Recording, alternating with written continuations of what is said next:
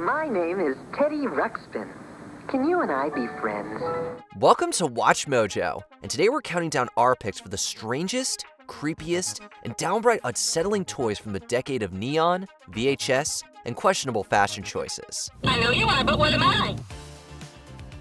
Number 10. Popples. What happens when an inside-out flip transformation trick meets body horror? You get Popples. These cute and colorful plush pals were created by Mattel in 1986. See? Pop goes the Popple. They looked like adorable teddy bear cousins with long poofy tails. The inside-out flip transformation was their gimmick. They could be flipped into a ball or pouch. But for Popples, this looked like a fuzzy friend folding into a fleshy cocoon. Bedtime. Add to this the oversized glossy eyes and the deadpan stare that seemed to follow you no matter where you went. Let's just say bedtime wasn't so comforting anymore. Though they were marketed as fun companions, the Popples' unsettling stare and strange contortions gave children nightmares instead of sweet dreams.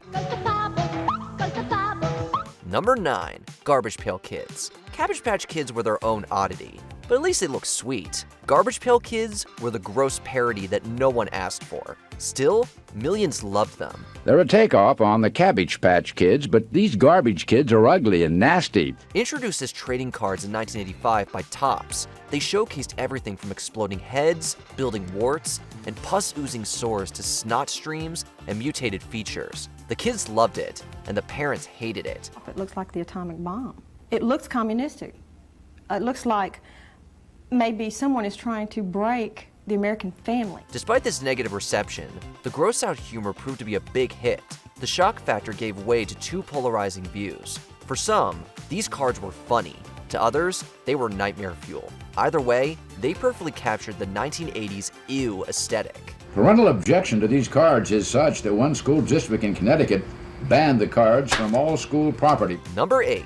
My Buddy Doll. For a long time, dolls were seen as only for girls. Then, in 1985, along came My Buddy, which broke the stereotype. Released by Hasbro, these dolls were designed to be a child's best friend, opening the doll market to young boys. My buddy, I'll teach him everything that I know. But all good things must come to an end. 1988's horror classic Child's Play made sure of this. The movie introduced Chucky, a murderous doll who looked eerily like My Buddy. From then on, the doll's legacy was tarnished. My Buddy just didn't seem the same anymore. The innocent smile of the doll now felt sinister.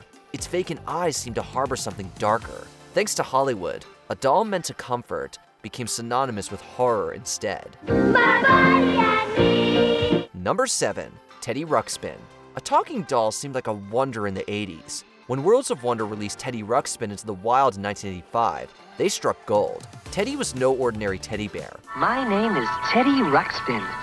Can you and I be friends? Yeah. Insert a cassette tape into it, and his mouth and eyes moved while narrating bedtime stories. For kids in the 80s, this was like high-tech magic.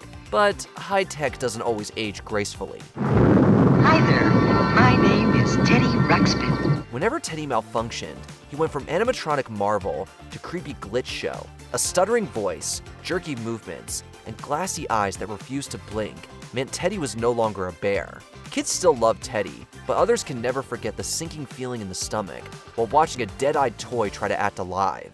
There's nothing in the world like a good friend. You can say that again. Number 6. Crypt Keeper Doll. Tales from the Crypt was a TV favorite for fans. What's even better? Translating its ghoulish host into a toy. This little drama is about one of life's unexpected pleasures. Dying, that is. While this doll technically hit store shelves in the early 90s, it's rooted in the 1989 horror show. With a rotting grin, sunken eyes, and shredded clothing, the Crypt Keeper doll looked worse for wear. Greetings, Frank Bang. Imagine walking into your sibling's room and being greeted by a half-rotted figure staring at you from the shelf. For older fans of the show, the doll was a collectible. For kids who stumbled across it, it was just plain scary. Blurring the lines between toy and Halloween prop, the Crypt Keeper was not exactly the cuddliest bedtime companion.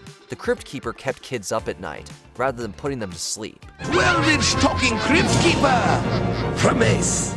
Number 5. The Boglins. In 1987, Tim Clark's Boglins slithered onto toy shelves, making their grand stage on the grotesque. Come a little closer.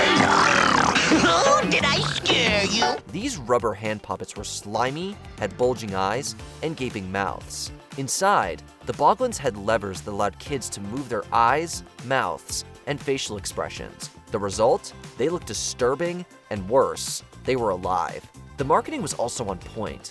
Go get the phone! I said get it, not eat it! The Boglins' glowing eyes and eerie packaging, which resembled a cage, gave the perfect impression of a horror pet. Creepy, cool, and unforgettable, the Boglins gave kids their share of the spotlight in many mischievous deeds. And we're looking for good homes, maybe yours. Number 4. Glowworm. Among the many dolls designed to comfort 80s children afraid of the dark, the glowworm from Hasbro's Play School had the exact opposite effect. Glowworm, your child's good night friend. All you had to do was give the doll's belly a squeeze, and its soft plush body lit up with a gentle glow. Sounds innocent enough, right? Until you add in the doll's blank, unblinking face. More spectral than soothing. For kids, the glowworm looked more like a ghost worm sitting on their pillow. I love you, Glowworm. It was downright creepy and didn't live up to its role as a nighttime buddy. Cute in theory, to sensitive sleepers, the glowworm felt more like a bedtime intruder than a bedtime pal. And it's machine washable. Glowworm from Hasbro. Number 3. Pee-wee Herman Doll. In the mid-80s, Pee-wee Herman was a TV superstar. Naturally, merchandise followed fame. For the rest of the day, whenever anybody says a secret word, scream real loud! In 1987, Matchbox produced a talking doll that took on Pee-wee Herman's appearance. The trademark gray suit, red bow tie, and wide smile made the doll seem harmless at first glance. A while later, that frozen grin quickly crossed into the realm of the uncanny.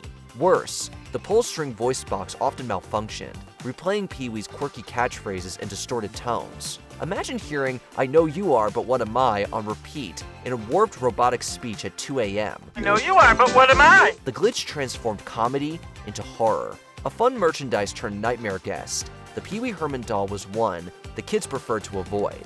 What's that? Major Lock? Number 2.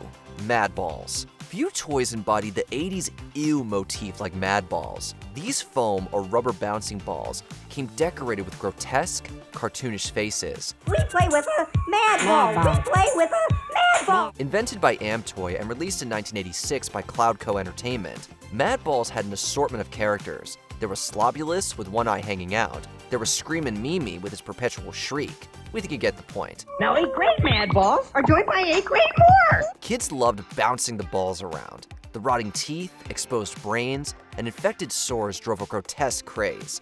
Madballs sold like hotcakes with over 10 million sold by the end of 1986. Revolting for the adults, they were a quintessential 80s creation with the perfect balance of fun and disturbing. In soccer, everyone gets a kick out of the Super Madball! Before we continue, be sure to subscribe to our channel and ring the bell to get notified about our latest videos. You have the option to be notified for occasional videos or all of them. If you're on your phone, make sure you go into your settings and switch on notifications. Number 1. Talking Freddy Krueger Doll. You would think it made sense to keep A Nightmare on Elm Street for movie halls alone, but the 80s were a wild time. There had to be some merchandise, and there was. Released by Matchbox in 1989, there was the king of disturbing toys, the Talking Freddy Krueger Doll. The razor-gloved villain was now a toy that you could cuddle. Freddy wasn't just any slasher, he was a murderer who haunted dreams. Come to Freddy. Of course, this naturally translated to putting him in plush form for kids. The doll walked a fine line between collectible and psychological scarring. It was great for horror fans, but for unsuspecting kids, it wasn't all sweet dreams. It's difficult to imagine a less appropriate bedtime companion.